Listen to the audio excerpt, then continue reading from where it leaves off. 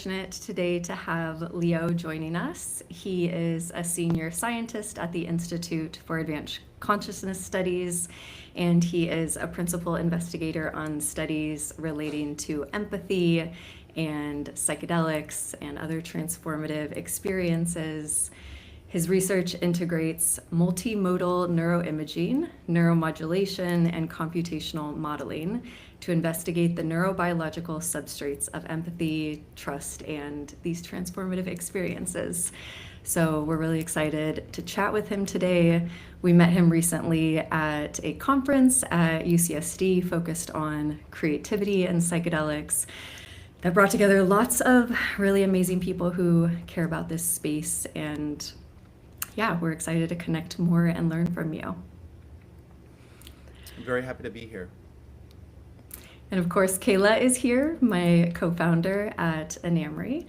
And so we're really going to be focusing today on psychedelics and relationships. And I have a very selfish interest in Leo's work on empathy. And so if you could just share with us, and there's going to be lots of viewers of this, both kind of lay audiences and therapists and researchers. So if you could share with us a little bit about kind of what is empathy, why is it important, what have you found most interesting, and we can kind of go from there. This is going to be really casual. Sure. Let's see. Empathy is a really interesting and highly multidimensional process. I would say it's one of the main ways in which informationally isolated systems sort of coordinate with one another.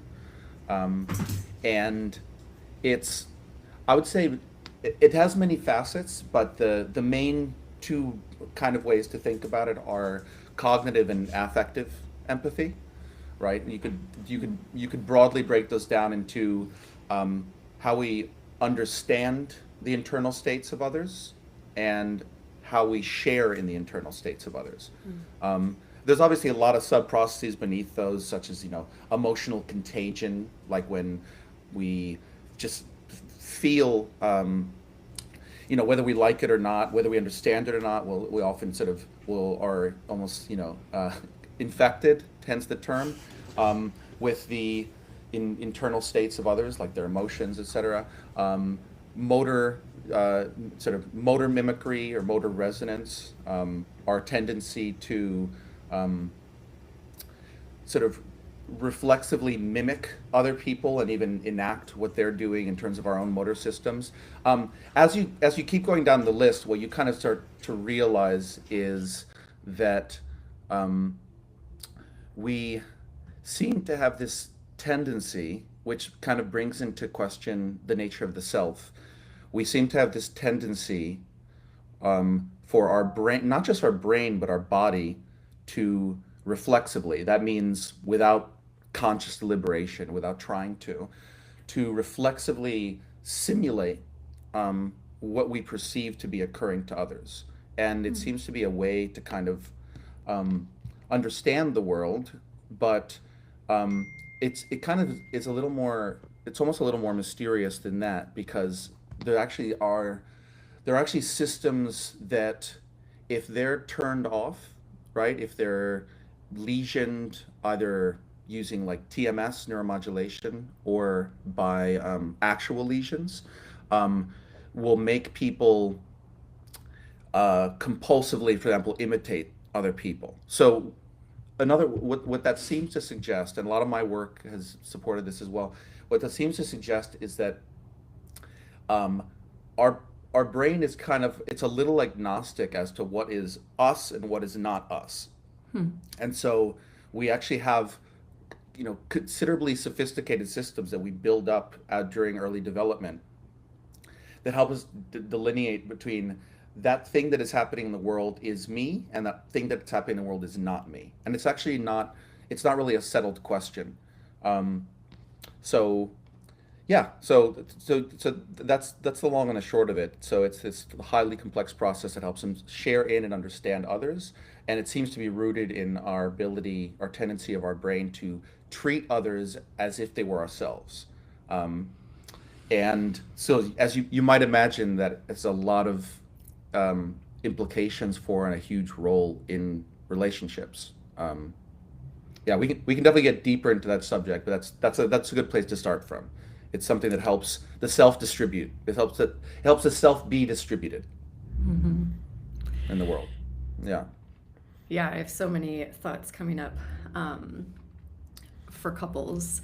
So Yeah. I think we often think about empathy as this, right, understanding the emotional experience. And like one of Right. the first things you said in all of these different pieces of it is like there's this cognitive piece. I Hmm. understand like the thought process that's happening for someone, Yeah. or like what's in their mind, and then the affective piece.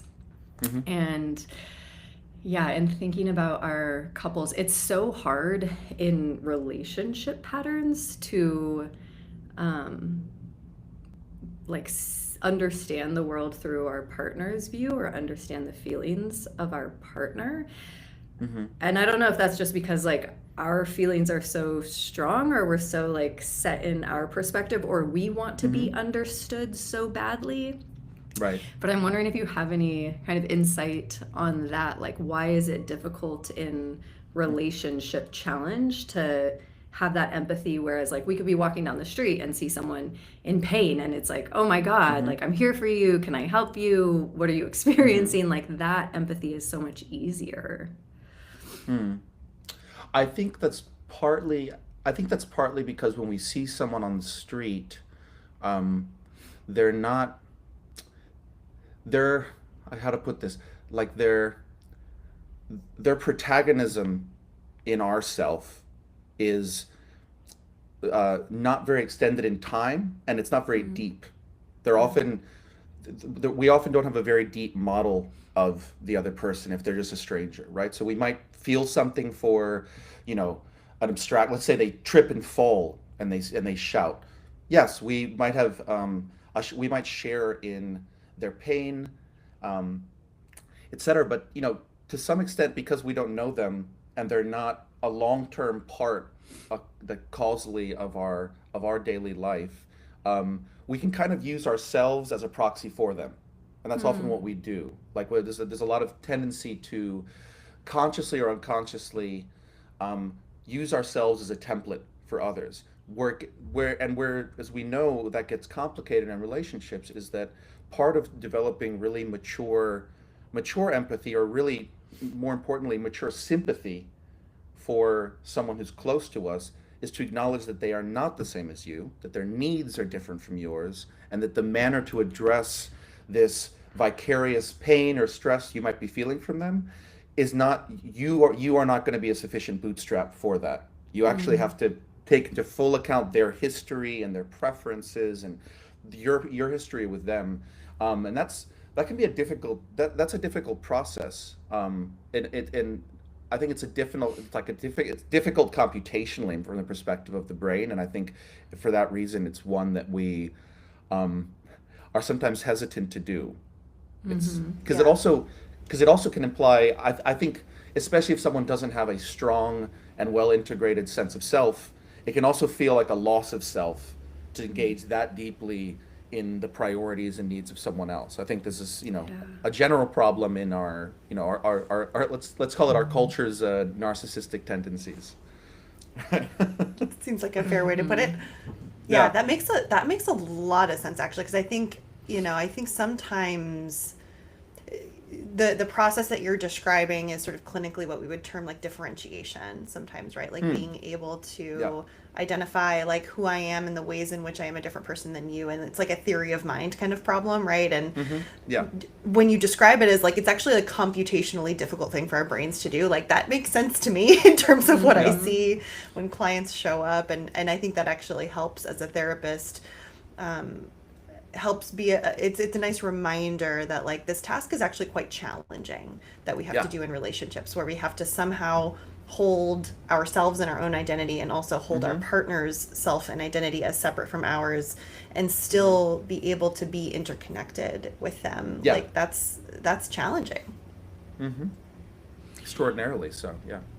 And there's a lot of like pressure and messaging from our society of like, find your other half, become one. And then like we develop like codependency, and if someone's having an emotional experience, like it's painful to the point that it's dysregulating, right? Which also isn't Right. this like healthy separation where we can understand someone's emotional experience and still be in ours without it kind of derailing us completely. Yeah. Well, there's also the fact that if you think of the self, this might get a little abstract, but if you think if you think of the self as a kind of like a control, almost like a control schema, like what I consider me. Like imagine I'm a baby, as I'm developing and growing, I'm creating a lot of actions. I'm enacting a lot of intentions. I'm moving things. I'm grabbing something. I miss, then I grab it, then I get it. Part of what I'm doing is I'm establishing a felt sense of what is me by what I can consistently determine the future states of, right? So I'm building I'm the self as a control schema, right? Yeah. And it even starts to happen with our tools, right? We start to think of things as part of ourselves because they have consistent sort of, like what you might call perception action mapping. Um, and with relation but the important aspect of that is that at, is that the self kind of extends to become whatever we have that consistent mapping with. And so one interesting implication of that is that the new system formed by that extended self is not the same. It's not just simply the sum of the parts. Me plus my phone is a new kind of hyper agent that has different possibilities, different joint states, etc., than just me alone and me a thing. And that's just me and a tool with pretty simple input output mappings. Me and another person, especially over time, we are now a new thing. Yeah. We're what you might call a hyper agent, right? And that, I think that is an aspect of relationships that can be one of the most scary. Is that you are being, it's not that you're being absorbed into them, you're both being absorbed into some higher order thing greater than you. And I think that's why you ever had someone ask when they were in like middle school, you have a friend where they go like, you're so nice when it's just the two of us, but you and your group of friends are like this different person.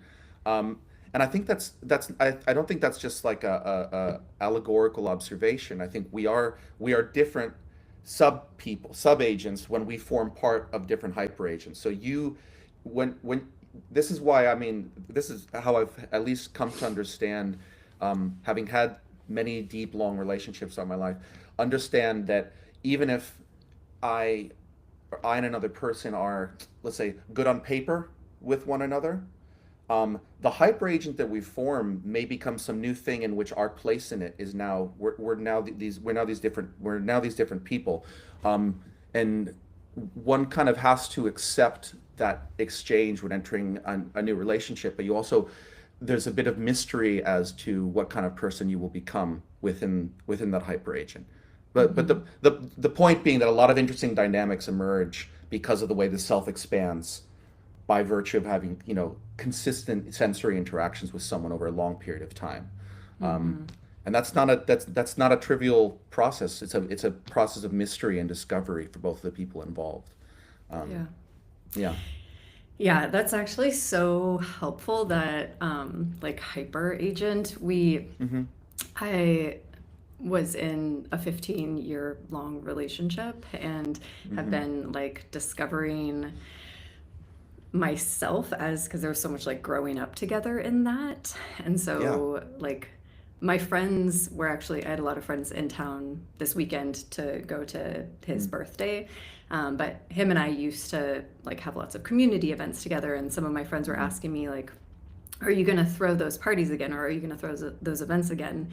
And hearing you kind of describe this, it's like, no, we won't, because I won't, because those events were actually the combination of who he is and who I am. And whatever I'm going to do on my own isn't going to be that. It can't be that, because it's not something that's created by the hyper agent. Yeah. Right.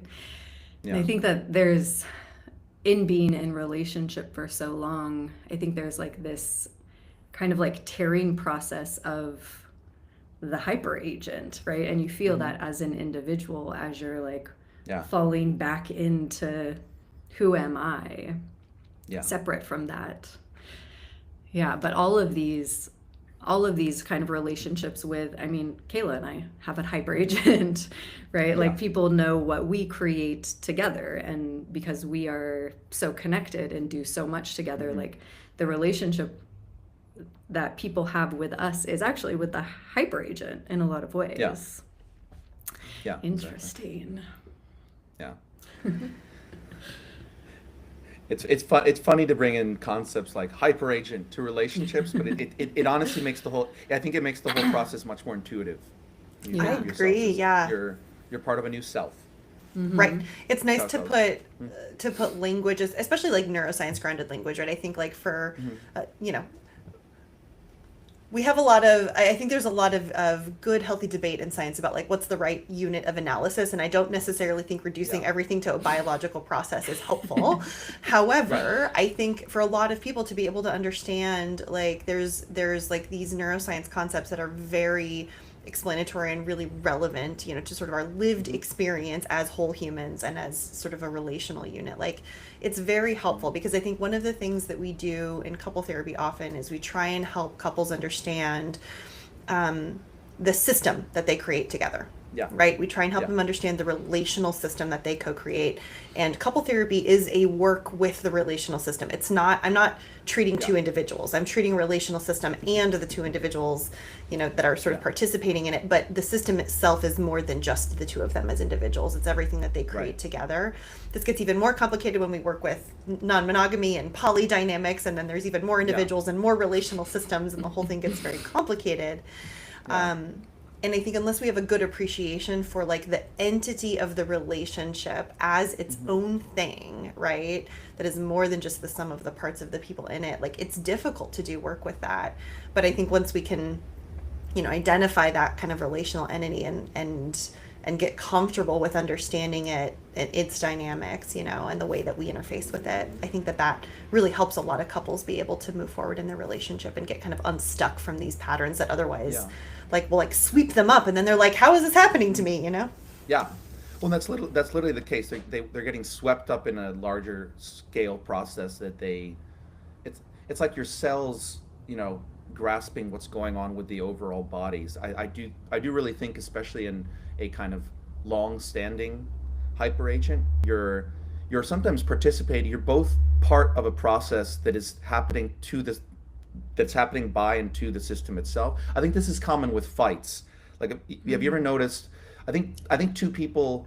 The sign of the most mature relationships I've been in is that we treat a fight as this kind of weather system that we fall into, and there are patterns to it, and that we shouldn't blame one or another unless, sometimes one person has a lot of agency in how a fight happens, sure, but that we should be treating it as like this is something that we are both doing as a system, and we need to, as individual units of comprehension, figure that out, have compassion for that, and treat it like this thing, something that has dynamics, something that you can't, for example, just abruptly pause and cancel. It's something that has to play itself out, and we determine what is the best way in which it plays out. I actually wanted to ask you a counter question that I've thought about a lot. What do you think are some of the pros and cons from this like hyperagentic, systems dynamics perspective of some systems of polyamorous relationships you've seen versus more traditionally dyadic ones? Because I could imagine having experienced, for example, sort of relationships that were between three people that on one hand the dynamics it's a three-body problem, literally. The dynamics get more complicated in some way, but I've also noticed the potential for some like co-regulatory or buffering effects that can happen by virtue of having this different type of system. I think polyamory is very likely a mixed bag, but I would be curious from your perspective, what are some of maybe the co-regulatory advantages that happen from having always, let's say in a system of three, in your experience? I'm just curious, like, since we're talking relationship dynamics, literally. Yeah. Yeah, I think with three, it, as you're saying, like it is can be more easily thrown off, but also can be more easily regulated because there can be kind of this like observer outside of a dynamic that cares about both people, that cares about the structure. And like we do in couple therapy in some ways, right? You're talking about this like weather pattern. That's exactly what we do, is like outline this pattern, and then the three of us get to step outside of the pattern and look at the weather pattern together and have a different perspective and see the places where things are getting blown over and kind of work together. And so with three, like that can help because the person that maybe isn't stuck in that pattern may see something different. And if people are open and receptive, then you can talk through that and have support by someone who's not necessarily like in it completely in that specific challenge. But if someone comes in that maybe doesn't have the same insight or understanding or values or goals, like that can also be very easily disrupted. Yeah, I think. Well, I'm in a poly relationship right now, but it is decidedly and intentionally not like a throuple. So we can distinguish between distinguish between like a true triad, right, where each of the three individuals is in romantic or sexual relationship with the other two, right? So everybody's in a partnership together, and there's also a relationship that consists of all three people, right, all together. Right. So like this is, I think this is maybe what a lot of people kind of maybe is like the stereotype of like a poly relationship.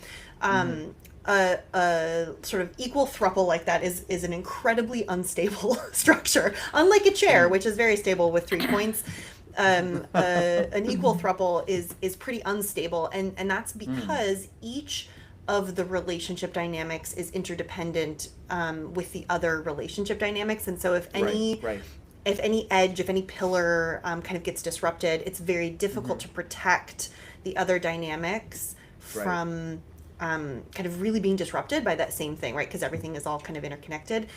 If you in structures with a little bit more boundary, so for example, my structure that I'm in, I have my partner, and then I'm my meta, who is my partner's other partner, and we're close but not in a relationship together. It makes it a little bit easier to sort of show up with all of the positive kind of buffering effects that Chandra's describing, while still holding enough boundary that the different kinds of dynamics can be protected. Because I think one thing that is really, really difficult is sort of feeling forces outside your control, right, kind of affecting the relationship dynamic. We know that that's true regardless of whether the source of that external stress is a job, the economy, the world, or another partnership. External stressors can be tough to kind of manage within a relationship dynamic. So there's lots of different ways of doing non-monogamy, and I think like the structure absolutely has a lot to do with the way that the dynamics kind of function with regard to one another. That's interesting. I wonder if anyone's done like a really comprehensive. This seems like you could do a whole like dynamical systems textbook. Totally. on relationships. Yeah. On poly. On the function and structure of non-dyadic relationships or something. Totally. Yeah. I hope that there's continues to be more and more research with that lens. There's been historically real lack of interest, I think, from relationship researchers on non-monogamous relationship dynamics, which I think is a shame, because they're so informative about how to make all relationships work better, right? Like the principles that make all relationships function better. Absolutely. Interesting. Cool. And what? Okay, I'm gonna start interviewing you guys now. Great. No, but the related question is probably the thing one of the big topics that I know we wanted to talk about that we haven't gotten to, but where this feels pertinent, is like how do you see? Maybe we could all discuss, like, chime in on this because I have some thoughts as well. But like, how do you see the function of psychedelics broadly, and then how does that? What are those? What are the applications of those particular dynamics for specifically for this context? Mm-hmm. Yeah, I mean, so psychedelics, I think like we've all had the experience, everyone who has done psychedelics has had the experience of just like this deep connection and appreciation for life and care for others. And I think also like this idea of the self as very separate kind of is dissolves, and the people that we love really come into mind and feel part of the self. And all of that is really helpful when we're really stuck in a pattern that is pulling us apart or where we can't see our partner's perspective. So psychedelics has been really helpful in that sense for us in couple therapy. Yeah, I was thinking about sort of what you said earlier during our chat about like our brains sort of, I know that I'm anthropomorphizing the brain a little bit, personifying the brain, but like You're our good. brains like You're good. want to see other people around us as extensions of ourselves and parts of ourselves. And I think I often, you know, hear people describe their psychedelic experiences like I had this experience of like remembering or like somehow coming back to this knowledge that like I'm connected to everybody, that we're all interconnected. I can remember some psychedelic experiences that I've had where like, you know, that things are ineffable and it's hard to put to words, but like the best visual is like, you know, all of existence is like this fabric and we're all just like little different areas on the fabric that are sort of poking up. And so we seem individual when we look above the surface, but we're actually all interconnected under the surface, right? And experiences like that are so common, I think, for people on psychedelic experiences. And when folks can tap into that with their relationship partners, there can be something so powerful about remembering that they are not just two people who fight about the dishes, but like they are like to tap into our common and shared humanity. Oh no, we've lost Leo. He was tired of my monologue. Leo will come back, I'm sure. Yeah. For viewers who are watching, we will have Leo rejoin us soon. Feel free to pop any questions for anybody into the chat. Do you have the YouTube open? Can you see the chat? Mm-hmm. Amazing. Of course you do. This is why we're a good team. This is why we're a good, what's the term? Hyper agent. Hyper agent. We can always monitor the chat. Let me see if he needs support through other channels.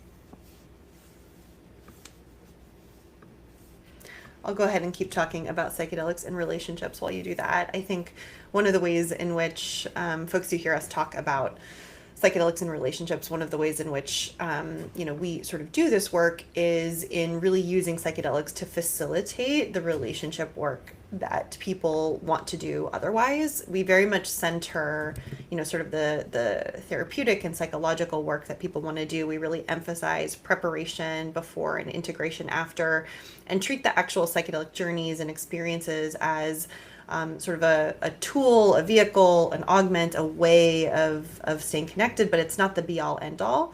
And so for people who are really wanting to explore what can psychedelics do for our relationships and with our relationships, we don't want to overemphasize just sort of assuming that you will consume a substance and then that will be the magic pill for you, right? Like it's part of the work. It's one spoke on the wheel, right? It's one part of the important journey that we have in our relationships. And so it's really important also to focus on how you prepare for and integrate that experience, what meaning you make of it, how you're going to sort of take it back to your relationship.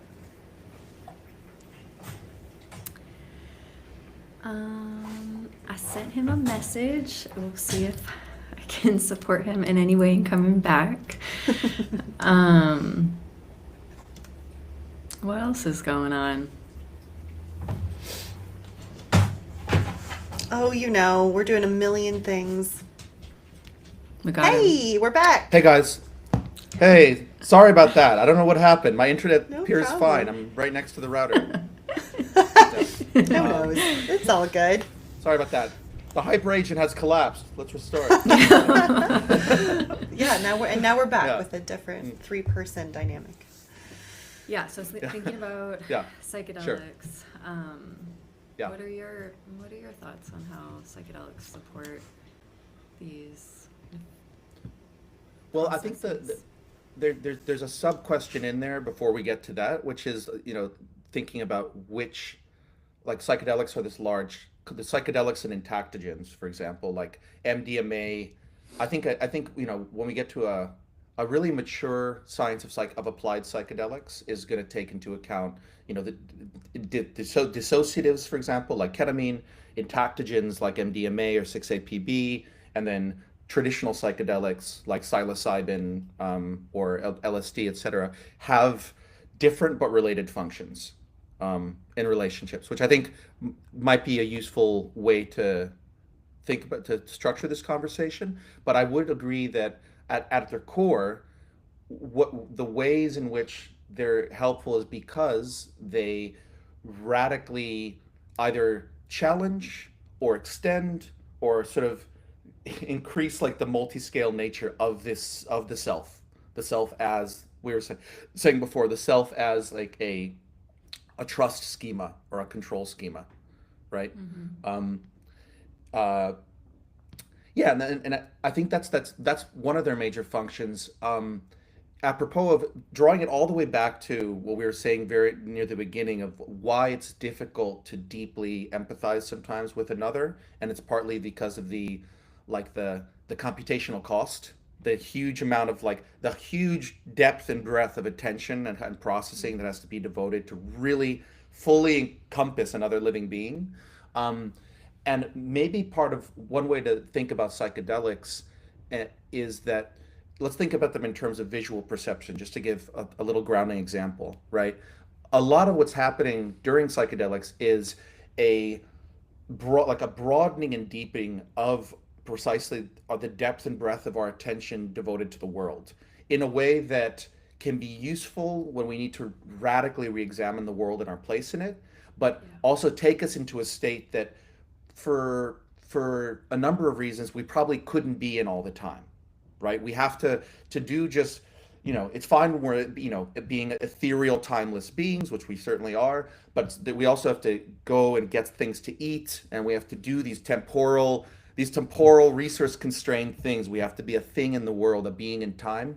And a lot of that is predicated on efficiency in a way, right? Where we evolved to kind of keep the ship on a kind of even keel, to maintain homeostasis and maintain a kind of coherent, useful boundary of self. So you could think that part of what psychedelics, the state they bring us into, which we can also achieve with meditation and stuff, is into this highly metabolically intensive, very expansive, sort of like model agnostic, deep view of the world, where all of a sudden, the classic thing is like, my hand, there's so many lines and crevices to my hand. Look at everything my hand can do. Think how my hand developed, how it came to be. Other things have hands, right? That level of attention is just not suitable for moment to moment daily life. So similarly, imagine that with regards to a person, to another person. You're now thrust into this scenario. This is why psychedelics with other people can be daunting, I think, for a lot of people, but they're good and useful, right?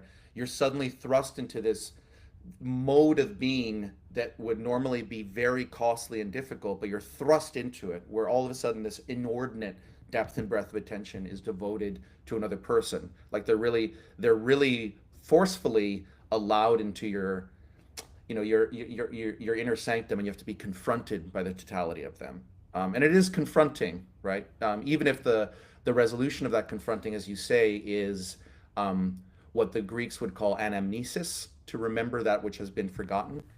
And part of what you're remembering in those states, and that actually relates back to chills. Part of what you're remembering is your fundamental oneness, the thing you came from before you as a system individuated, and you're able to remember that undifferentiated state, which can be really useful. Yeah, so that's the broad answer, I'd say. I love that. And I love that distinction between like this sort of special state, this unique state versus kind of our daily functioning, right? And I think sometimes people Yeah. can sort of romanticize like, oh, if we could just sort of be in the state all the time, but like, no, we can't. That's not consistent with our survival. And Right. and the way that you describe it reminds me of how we talk to people about new relationship energy, if that's a Really? term you're Ah. yeah. Like Yeah. when people form Yeah. new relationships and you get sort of in this all-consuming altered out how to, sort of come back to reality. It's not quite the same thing Right. as what you're talking about, but anyway, Yeah. I was amused by some of those similarities. Yeah. Well, maybe one way to qualify what you're saying is it's not that we come back to reality. We come back to our, um, yeah, like maybe our more standard, more efficient mode of reality for Yeah. Yeah. out of necessity. Um, it's it's funny you mention that about relationships. Something that new relationships or that relationships have in common with psychedelics deeply is something I've been thinking a lot about recently in my work on trust and on the fundamental mechanism I think that entails trust, which is what you might call prior sharing. Like we share in the ways we share in the ways that the other person interacts with the world. um, and I'm wondering if you've noticed or thought much about one of the most intriguing parts of it, which is I think that we don't just experience um, like the world through another's eyes very deeply when we're first interacting with them, and part of that experience is part of what makes it so trippy and psychedelic. But I think we experience also vicarious novelty, and I wonder if that's something that you've experienced or thought about much. Like the best example being, isn't it how exciting is it when you meet someone who has not seen one of your favorite movies? That's why I love Because taking virgins to yeah, Burning Man. yeah, yeah, I'm like, yeah, I've done this yeah, 14 times, but yeah. seeing you see this makes me Yes, feel all of the same feelings as my yeah, first burn. yeah. Right? Yeah, I think that's part of the why new relationships, especially with people who are very different from us, um, is such a liminal experience because you're able to partake in something that psychedelics do too, is to re-enchant the world. You're able to see a customary thing as if it was new, and I that's a think very there's difficult thing to just do on your own. also like in new relationship energy, the other Uh-huh. person is also seeing us with new eyes, Yeah, and we are putting like our best foot forward, and right. so and there's also this opportunity to almost like be a new person with a new Mm-hmm. person who doesn't know us, Yeah, and so we get to yeah. just be this like perfect version of ourselves, and they're seeing us with rose colored glasses, and Mm-hmm. so that can also be kind of like dangerous. Yeah. I like have talked with people and they're like, they see me the way that like I see myself. And I'm like, well, no, Well. they see the version of you that you're putting forward now, not the version of you Yeah, that like yeah, has been living life and is also a human and has yeah, flaws and like makes mistakes and hurts people, which is yeah, gonna happen in yeah. relationship. Maybe an aspect of relationships as they mature that I think is not always given sufficient appreciation, and that you don't get in the new relationship portion. And I'm realizing this because I've noticed it in a relationship that I'm involved in. This starting to occur more and more.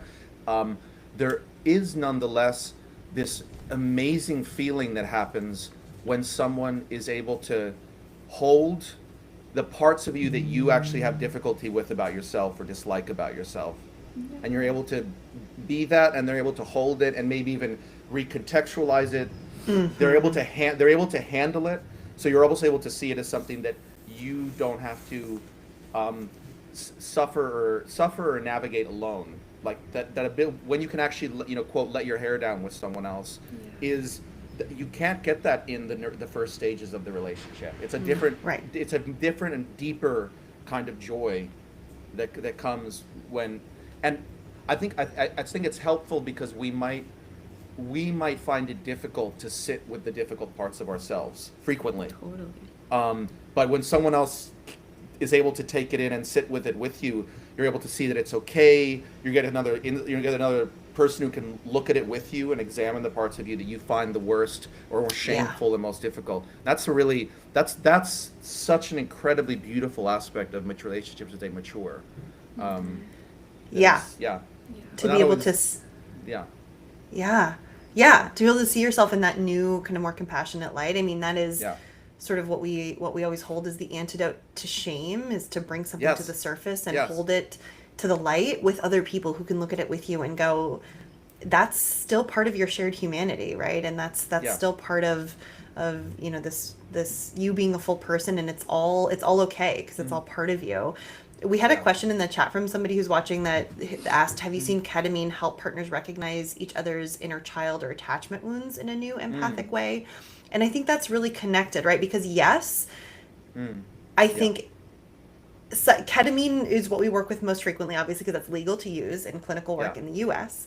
And it's a dissociative, so it helps us have more sort of capacity for and access to emotional experiences that are in other contexts a little bit too intense, right? That we Yeah. tend to kind of move away from, right? But Right. MDMA does this, other kinds of psychedelics do something similar. Where it certainly helps us hold more empathy for our partner's experiences. It helps us take their perspective. Ketamine in particular, it's got like this great cognitive flexibility kind of effect Yeah. where we can really, sort of see somebody else's perspective from their shoes.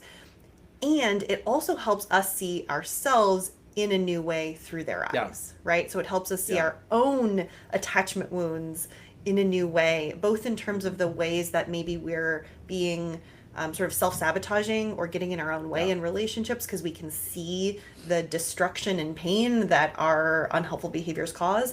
And also we can see sort of our full humanity with a lot more compassion and a lot more empathy, because we can see how Yeah. somebody loves us, sees us. Yeah.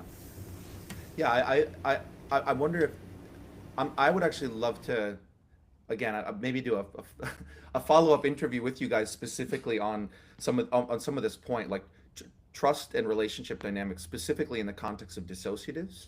Though I'm interested in entactogens as well. Um, I've noticed, and I wonder if this is something that's consonant with your guys' clinical experience, that one of the amazing functions of ketamine with regards to navigating difficult relationship dynamics is, yes, there's a bit of a spacesuit you get to wear between yourself and your somatic aspect, so it's not difficult things are not so viscerally difficult, but also that you're able to like they're able to separately look at, in this dissociated way, separately look at all of the different ways, all of the different let's say hyperagents you form part of with the person at the same time, because they're often smashed together, you as friends, you as lovers, you as your childlike selves, you as your mature sort of like conscientious adult selves, are all kind of, it's all kind of smushed together. And something I really appreciated in navigating breakups or navigating difficult scenarios, with the help of like low medium dose of dissociatives, is that we could suddenly, for example, in the context of a recent breakup, not recent now, but it was recent at the time, we were able to both observe and engage in the two hurt people whose relationship was breaking apart and the grief of that, but we were also able to fully inhabit and see the friends that we were and the friends that we could be. And that had provided a lot of succor, because we were able to go like, this is really difficult, this is terrible and sad, but I can also see the friends we're going to be. Yeah. I can see how we're going to relate 5 or 10 years from now, and being able to inhabit both of those at the same time. That multiplicity was very. It was very helpful, but it was also very like it was like a buffer against the depth of the suffering we're feeling. And I remember when we came down from it, we could see the layers like close back up, like smash up together. There was this part where we both, and we said it out. We said this explicitly. We said there was this like complicity now, where we could see that part that was going to be friends. We saw each other, and we saw that we were possible. We had to navigate through the other parts. Um, and that separating of the weave, is that something you find to be like a consistently helpful aspect of the dynamic? specifically with ketamine. Yeah, we get a fair amount of couples in our practice who are coming Hmm. for conscious uncoupling. I think because we've now like Ah, talked is about that the it term? on, I love that. uh-huh, Yeah. Hmm. on like some podcasts and stuff, so people have reached out. And Oh, I that's think cool. what you're Conscious talking uncoupling. about like very naturally happens with ketamine. Hmm. Um and they're coming because they're like, we have this community together that we love and we want to preserve, and Right. we have a family. And just because this partnership in this form is ending, there's so many other pieces that we value and that we're grateful for. And so how can we really lean into those? Maybe not today, right? Maybe with some Hmm. time. But I think that that is something that happens, that ketamine is really helpful for. That maybe, Hmm. again, there hasn't been research on this. There's definitely never been any head to head, but like with MDMA, right, there is such a overwhelming feeling of love and desire to connect, which I think Yeah.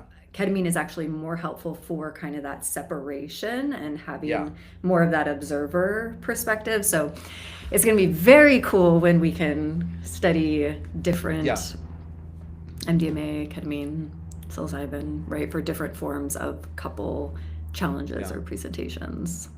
Yeah, I think the combination, but I think the combination of the two at the same time, but also in as part of sort of therapeutic sequences, Mm-hmm. Yeah, including with the serotonergic psychedelics. Like I think there's a lot of really cool potential protocols, like multi-day things where you harness the strengths of these different absolutely. compounds. Um, and I had a recent experience that I highly recommend apropos of that, which was a an MDMA analog called 6-APB, and a dissociative, and the combination of the two was this kind of um, like this synergistic state that was greater than the sum of the two parts. And I'm just wondering if you guys have explored the combination of the two, or let's say hypothetically or allegedly, see the entactogen dissociative combination as something that's potentially valuable. Um, Yeah. I'm gonna state before I let Chandra answer this question yeah, that are legally, for the sake of our licensing yes, boards, we only work legally with of course, medicines above ground, yeah, including ketamine in our clinical practice, and we basically, whatever FDA will approve for research. So I will say, questions like you're asking are both interesting and important in the sense that right, like this really gets at like how this stuff works, and we are so incredibly limited by the current legal yeah, status of everything that really, really, really restricts our capacity to be able to like do the science to answer those questions, which is very frustrating. But yeah. anyway. Yeah, I also also want to state that combination was not done in any professional capacity, Yes. and was done in a jurisdiction in which that was essentially Yes. a non-controlled experience.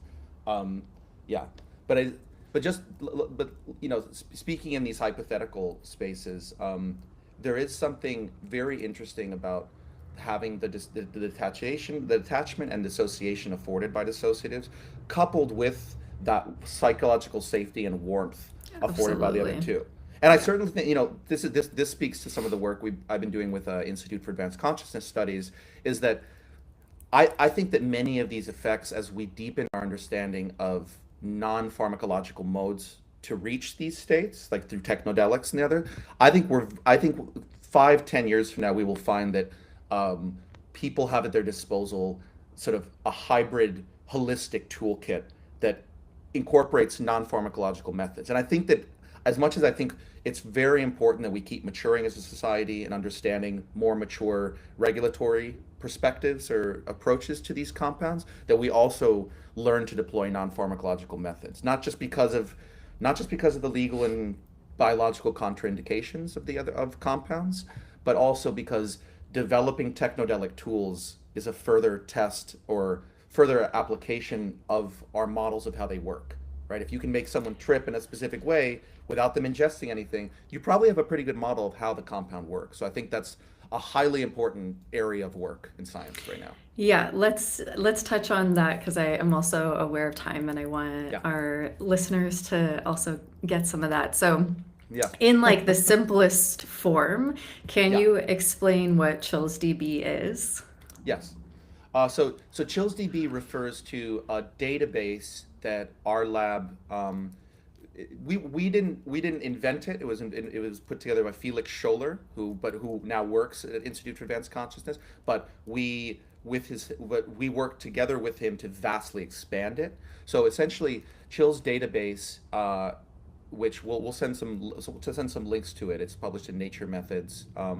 Is a massive crowdsourced database of music and films and speeches specifically designed or specifically found by in large numbers of people to cause goosebumps, to cause aesthetic chills. And some viewers might be wondering, well, cool, like, well, that sounds interesting. Why aesthetic chills? And well, what a lot of our work has shown is that it's not a coincidence that you feel chills up the spine when you have some deep insight about your life, or when something really hits, when you're having a conversation with someone and suddenly you have that feeling. It's often at moments of very deep insight.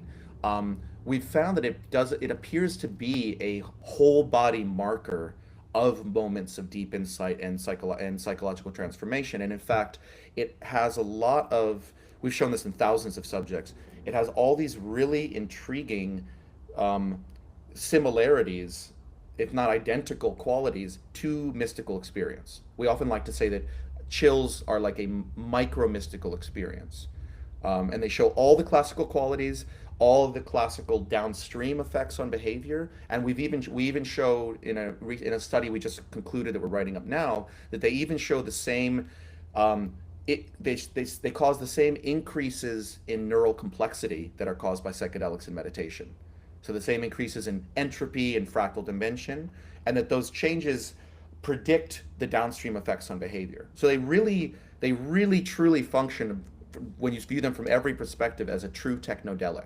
One of the most robust, I think, being studied now, and a really interesting one, because you don't need some big stroboscopic device. You don't need some giant, sort of pod or tools, etc.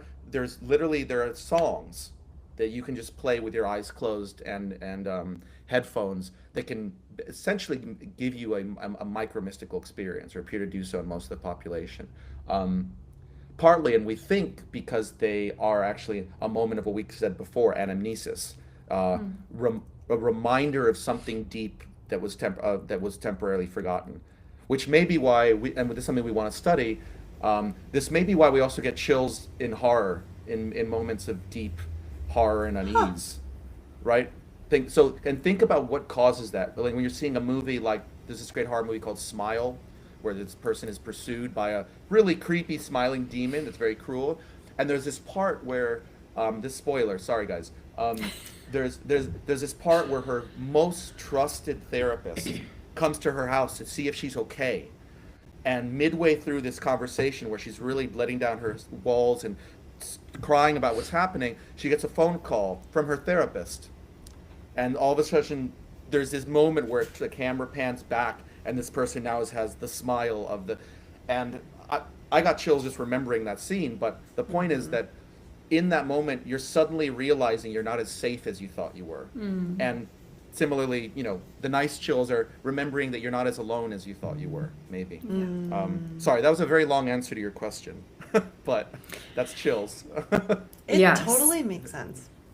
Yeah. Yeah, so right now, people can go to that database on your website and they can watch or listen to some of this and have that experience. Yes, I will. I noticed just recently when I shared the website that we're having some domain issues, so we need to double check that. But I will send you guys links to the top 3 scoring songs, Cool. so your viewers can try them. By the way, the top one far and away is Rufus Wainwright's performance of Hallelujah with a choir of 1,000 people in the audience. About 78% of people consistently across hundreds and hundreds of multiple studies, hundreds of subjects, thousands of subjects, get chills when they listen to that song. So highly recommend it. It's called Choir, Choir, Choir, Rufus Wainwright. So I'll send you some of those just in case. And I'll also send you, we use chills to dramatically boost the effects of a meditation, of a loving kindness meditation. So I'll send you guys that as well. It's probably our most accomplished technodelic to date. That's Yeah. really cool. Yeah. For folks who are wanting to do kind of an interesting new experience with your partner, oh, my cat Yeah. is making an appearance. Hello, cat. Hi, Kat. This is Zeus. Who knows what'll happen, but I'm imagining the experience of really intentionally listening to that song or something with a partner, Yes. and sort of using that as a jumping off point to connect and really sort of, instigating some of that brain state. Absolutely. Try it, and let us know how it goes. People- Yeah, and try the meditation as well, because Yeah. it's a narrative that enforces this same process of self-expansion, coupled with music known to cause that same process from the level of the body. And I think that mental and somatic thing paired is extraordinarily powerful. I'd be really interested to see its effect in a couple. Amazing. Yeah. Well, thank you so much for joining us. Thank you. I still It's an have honor. so many more questions, so we're probably going to have to do this again. Let's do it. But it was wonderful to connect with you. Nice to connect you as well. Thank you. It's been an honor. Thanks for chatting.